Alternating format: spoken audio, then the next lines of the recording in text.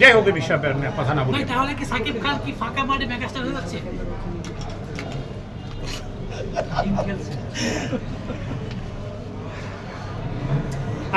আমি আপনারা প্যাচ দিচ্ছেন আমি জানি, এই জন্য আমি যত চেষ্টা করি আমি প্যাচের বাইরে থাকতে চাই। তারপরও বাট কিছু কিছু সময় you have to speak the truth.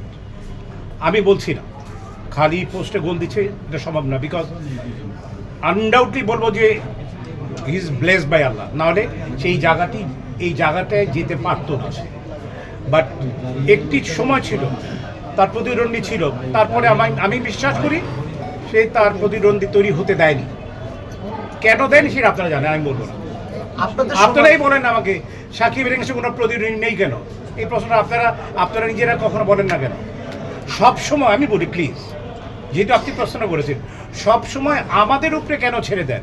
আমি সবসময় যেটা বলতে চাই সেটি হচ্ছে যে pain is mightier than the soul.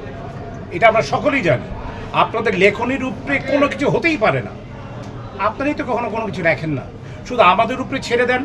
আমরা কেমন একটা কথা বলবো সেটাকে ধরে আরও 10 জনে কেমন গুতাগুতি করবো, আমরা সেই চিন্তার মধ্যে আমরা থাকি।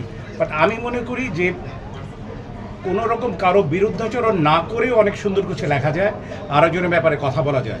সেটার পাশাপাশি কেন তৈরি হয়নি এই ব্যাপারটি যদি আপনারাও কিছু কিছু সময় বিশ্লেষণ করতেন বা আপনারাও এটা নিয়ে যদি অনেক লেখালেখি করতেন, তাহলে এই শূন্যতা তৈরি হতো না কখনো।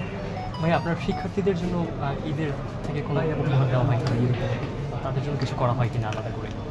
শিক্ষার্থীতে আমার কারাতে শিক্ষার্থী আমার যাবতীয় যা কিছু আছে all first I am grateful to Allah, then আমার শ্রদ্ধেয় বড় ভাইয়া সৈরানা ভাইয়া, দেন আমার উস্তাদ, অ্যান্ড তারপর আমার যাবতীয় যা কিছু আমার ছেলে ওয়াইফের পর সবই হচ্ছে আমার কারাতে ছাত্রছাত্রীরা। অল আমার সব কিছু হচ্ছে ওরা। আমি কোনো জায়গায় গেলে পর ওরা ছাড়া আমি যাই না, আমি খেতে বসলে ওদের ছাড়া আমি খাই না। আমার একটা জায়গায় আমি গিয়েছিলাম, যে কোনোভাবেই হোক একটা সন্দেশের মতন ভাগে পড়েছিল, আমরা 11 জন ছিলাম আমার ছাত্ররা। আমাকে তারা বলছে ওস্তাদ আপনি একা খান, আমি বলছি না একা না, 11 টুকরা কর। 11 টুকরা করে 11 জনে খেয়েছে। আমি সেইভাবে চলা পছন্দ করি। এই যে এখানে আসে আমার ছাত্র কিন্তু আছে, আমার সাথে 10 জন আছে, কিন্তু মানে আমি কোনো জায়গায় যাওয়া মিনস আমার সাথে 8-10 জন ছাত্ররা থাকে।